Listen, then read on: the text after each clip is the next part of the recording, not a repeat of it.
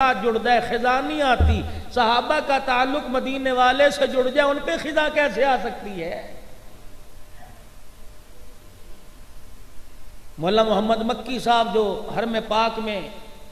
زندگی کے 40 سال سے اوپر کا حصہ ہو گیا درس دے رہے ہیں، فضائل مدینہ کتاب لکھی، اور آپ نے کتاب میں لکھا اللہ اکبر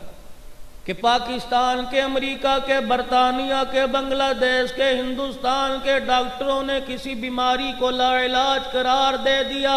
اور اسپتال سے یوں کہہ کے فائل ہاتھ میں پکڑا دی، رخصت کر دیا کہ اس مرض کا علاج پوری دنیا کے اندر ناممکن ہے. حالانکہ خدا کا قرآن کہتا ہے پروردگار عالم نے کوئی بیماری ایسی نہیں اتاری جس کی شفا نہ اتاری ہو. فرمایا لوگو دنیا والوں سے مایوس ہو گئے، دنیا کے طبیبوں سے مایوس ہو گئے، طبیبوں کا طبیب ابھی موجود ہے. اللہ کریم میں کیا کروں؟ فرمایا جہاں میرا نبی دفن ہے اس مدینے پاک کی کہیں سے تجھے مٹی نصیب ہو جائے. فرمایا اگر تیری بیماری لا علاج ہو گئی، ڈاکٹروں نے جواب دے دیا اگر مدینے جا سکتا ہے چلا جا، نہیں جا سکتا کسی سے وہاں کی مٹی منگوا لے. مدنی کریم صلی اللہ علیہ وسلم کے پاؤں مبارک لگے ہو، آپ کے نالین مبارک لگے ہو، فرمایا مٹی منگوا لے. اللہ غنی جب تیرے سامنے پڑیا آ جاوے گی فرمایا اسے کھول لے، اپنی شہادت کی انگلی کو اپنی زبان پر لگا کے ذرا گیلی کر لے، پھر اس پڑیا کے اندر جو مٹی ہے اپنی انگلی اس کے ساتھ لگا، جتنی مٹی لگے گی اس مٹی کو زبان پہ رکھ کے چاٹ جا. رب ذوالجلال کی قسم ہے مٹی اندر جائے گی، موذی سے موذی بیماری باہر نکل آئے گی. عجوہ کھجور کا درخت مدنی کریم صلی اللہ علیہ وسلم نے اپنے ہاتھوں سے لگایا. بخاری شریف میں اور دیگر احادیث میں آیا فرمایا جس شخص کو آسیب ہو جائے، جادو ہو جائے، طرح طرح کے مرض ہو جائے اور دن رات جنات تنگ کرے، جادو ٹونا تنگ کرے، فرمایا میرے ہاتھ کی لگی ہوئی درخت کی کھجوریں 7 دن روزانہ صبح نہار منہ کھا لے وے. فرمایا بڑے سے بڑی اللہ اکبر بیماری ہو، جادو ٹونا ہو، آسیب ہو، جن بھوت بری ہو، 7 دن 7 کھجوریں کھا لے. کھجوریں اندر جائیں گی، جسم سے ساری بیماریاں نکل کے باہر آ جائیں گی.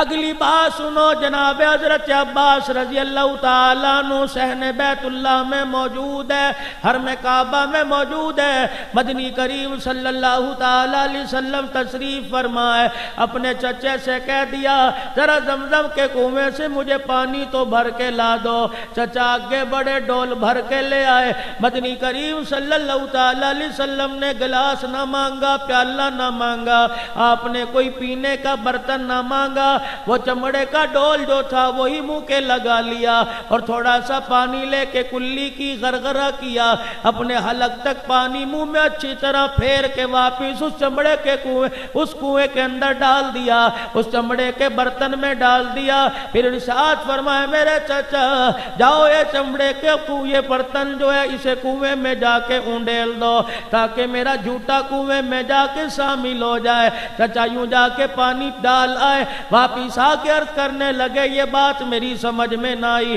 ارشاد فرمایا مدنی کریم صلی اللہ تعالی علیہ وسلم نے، آپ نے فرمایا تم نے مجھے دیکھا، میں نے تمہیں دیکھا، میں نے آگے ہاتھ کیا، اس پہ ہاتھ رکھ کے تم نے کلمہ پڑھ لیا، میرا دیدار کیا، ایمان کی حالت میں قیامت تک میرے صحابی بن گئے. مجھے بعد میں آنے والوں کا، گجرا والے میں رہنے والے عاشق رسول کا خیال آ گیا، امتی کا خیال آ گیا. وہ بھی تنہائی میں بیٹھے ہوں گے، مجمع میں بیٹھے ہوں گے، ان کا بھی دل چاہے گا کہ کاش ہمیں بھی زمانہ نصیب ہو جاتا، ہمیں بھی کالی کملی والے کا جھوٹا مل جاتا، پی لیتے کھا لیتے. فرمایا اگر تمہارے دل میں یہ جھوٹا پینے کی طلب آ جائے فرمایا کسی حاجی کے آگے ہاتھ جوڑ کے زمزم منگوا لینا، زمزم کی شیشی آ جائے گلاس کے اندر پیالے کے اندر اڈیل لیو، فرمایا بسم اللہ پڑھ کے پی لیو، زمزم کا پینا بھی ثواب ہے، دیکھنا بھی ثواب ہے۔ پانی تیرے حلق سے اندر جاوے گا، تجھے 2 اجر ملیں گے، زمزم کا پینا تو بھی ثواب مل جاوے گا، محمد کا جھوٹا بھی نصیب ہو جائے گا۔ اللہ حجر اسود کے سامنے کھڑے ہیں، 1 بوسہ لیا، 2 بوسہ لیے، 2 بوسے لیے، تیسرا بوسہ لیا، چوتھا، 5واں، 15 16 مرتبہ جب حجر اسود کا بوسہ لیا، حضرت عمر پیچھے کھڑے تھے، رہا نہ گیا، آپ نے کندھے پہ ہاتھ رکھا، آقا کیا بات ہے بار بار بوسے لے رہے ہو؟ ارشاد فرمایا عمر پہلا بوسہ لیا، مجھے میرے بعد والے یاد آ گئے، بعد والے کلمہ پڑھنے والے یاد آ گئے۔ اللہ اکبر، تم نے میرے ہاتھ میں میرے ہاتھ پہ کلمہ پڑھا، قیامت تک میرے مرید بن گئے، بعد میں آنے والے بن دیکھے کلمہ پڑھیں گے، ان سے کہہ دو اگر تمہاری بھی مرید بننے کی خواہش ہو، اللہ استطاعت دے، حج عمرے کے لیے آ جانا، اور حجر اسود کا بوسہ نصیب ہو تو آ کے بوسہ دے لینا، تمہیں بوسے کا ثواب بھی مل جائے گا، حجر اسود کو چومنے کی برکت سے چومنے والا قیامت تک میں محمد کا مرید بھی بن جائے گا۔ جس چیز کی نسبت امام الانبیاء محبوب کبریا جناب مدنی کریم صلی اللہ تعالی علیہ وسلم کے ساتھ جوڑ دی گئی، وہ چیز اعلیٰ رفع ہو گئی۔ سیدہ عائشہ رضی اللہ تعالیٰ عنہ فرماتی ہیں، فرماتی بیمار میرے دروازے پہ آ کے بیٹھ جاتے، کسی کے جسم میں درد ہوتا، کسی کے سر میں درد ہوتا، آ کے میرے دروازے پہ بیٹھ جاتے، کہتے اماں بیماری ہے، میں سورہ فلق سورہ ناس پڑھنے کو نہ کہتی، میں قرآن کریم کی شفا والی آیتیں پڑھنے کو نہ کہتی، میں اسے کوئی اور وظیفہ نہ بتلاتی، بلکہ میں بھی پانی کا پیالہ لے کے دروازے کی چوکٹ میں اندر بیٹھ جایا کرتی تھی، رحمت دو عالم صلی اللہ علیہ وسلم کا کرتا مبارک منگوا کر اس کرتے کی آستین کو پانی کے اندر ڈبو دیا کرتی تھی، پھر اس پانی کے اندر اس آستین کو نچوڑ کر مریض کو پانی پلا دیا کرتی تھی، پانی اندر جایا کرتا، بیماری باہر رہ جایا کرتی تھی۔ برتن کی نسبت میرے نبی کے ساتھ ہو گئی، اللہ نے برتن کو بھی اعلیٰ کر دیا، جس کھاڑ جس چارپائی کی نسبت نبی کے ساتھ ہو گئی، جس حجرے کی نسبت نبی کے ساتھ ہو گئی، جس عورت کی نسبت نبی کے ساتھ ہو گئی، اللہ اکبر، جس جوان کی نسبت نبی کے ساتھ ہو گئی، پروردگار عالم نے اسے اونچا کر دیا۔ کتنے حسن و جمال کا پیکر ہے میرا نبی، کتنے حسن و جمال والا ہے۔ حضرت ابو طفیل رضی اللہ تعالیٰ عنہ 110 سال کی عمر ہے، رحمت دو عالم صلی اللہ علیہ وسلم کا علماء کرام فرماتے ہیں سب سے آخری صحابی ہے جس نے مدنی کریم صلی اللہ علیہ وسلم کی زیارت کی ہے، اور حج کا زمانہ ہے، احرام باندھ کے مسجد حرام میں آئے، تابعین ہے، ان کے علاوہ کوئی صحابی موجود نہیں ہے، یہ اونچی جگہ کھڑے ہو گئے، ہر طواف کرنے والے کو، ہر بیت اللہ میں دعا کرنے والے کو، کلمہ پڑھنے والے کو اپنی طرف متوجہ کیا، کہنے لگے او لوگو میری بات سنو، میرے پاس ایک ایسا تحفہ، میرے پاس ایک ایسی چیز ہے جو کسی کے پاس نہیں۔ سارے تابعین متوجہ ہو گئے، ابو طفیل کہنے لگے او لوگو مجھے دیکھو، میرے پاس وہ آنکھ موجود ہے جس نے رسول اللہ کے چہرے کی زیارت کی ہے۔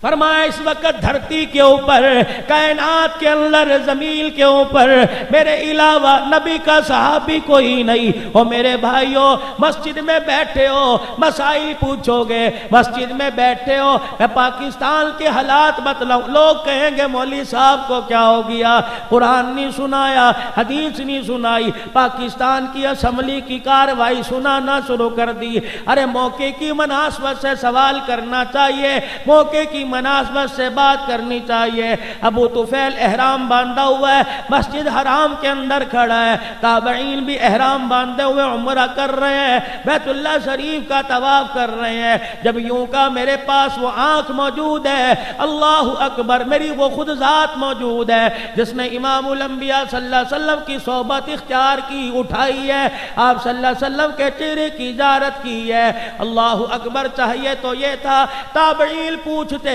ابو طفیل تو یوں بتا نبی صلی اللہ علیہ وسلم کا احرام کیسا تھا، حضور صلی اللہ علیہ وسلم کا انداز طواف کیسا تھا، رحمت دو عالم صلی اللہ علیہ وسلم کا وقوف عرفات کیسا تھا، آپ کا مزدلفہ میں رونا کیسا تھا، میں نام قربانی کرنا کیسا تھا، کنکریاں مارنا کیسا تھا، مقام ابراہیم پہ سجدے کرنا کیسا تھا، زمزم پینے کا انداز کیسا تھا، بال منڈوانے کا انداز کیسا تھا، پروردگار عالم کے دربار میں آنسو بہا بہا کے رونے کا انداز کیسا تھا۔ لیکن کسی نے حج کا سوال نہ کیا، کسی نے ارکان کا سوال نہ کیا، کسی نے عمرے کا طواف کا سوال نہ کیا۔ ایک تابعی آگے بڑھے، حضرت ابو طفیل کی طرف انگلی کا اشارہ کر کے کہنے لگے صف لنا حلیت رسول اللہ، وہ ابو طفیل آج ہمیں بتا رسول اللہ کا حسن و جمال کیسا تھا، چہرہ کیسا تھا، آنکھیں کیسی تھی۔ اللہ اکبر، قربان جاؤں اداؤں پر۔ صحابی کی آنکھ میں آنسو آ گئے، رونا شروع کر دیا، کہنے لگے میرے سے نہ پوچھو، ابو طالب سے پوچھو۔ ابو طالب سے کیا پوچھے کہ 9 سال کی آقا دو عالم صلی اللہ تعالیٰ علیہ وسلم کی عمر مبارک ہے، مکے میں قحط آ گیا، بارش نہیں ہوئی، سارے مکے والے ابو طالب کے پاس آ کے جمع ہو گئے، کہنے لگے وہ ابیض چہرے والا، سفید چہرے والا کہاں ہے؟ ابو طالب کہنے لگے کس کی بات کرتے ہو؟ اور تیرے بھتیجے کی بات کرتے ہیں، کیا کرو گے؟ کہ ذرا اسے گھر سے تو نکال، اسے بیت اللہ میں لے کے آ۔ چچا کہنے لگا کیا کرو گے؟ کہ بارش نہیں ہوتی، اسے لا کے ذرا آسمان کے نیچے تو کھڑا کر۔ ابو طالب لے کے آئے، بیت اللہ کی دیوار کے ساتھ لا کے نبی کی کمر کو لگا دیا اور ہاتھ پکڑ کر آسمان کی طرف کر دیا اور کہنے لگے یستسقی الغمام بوجہہ سمال الیتامی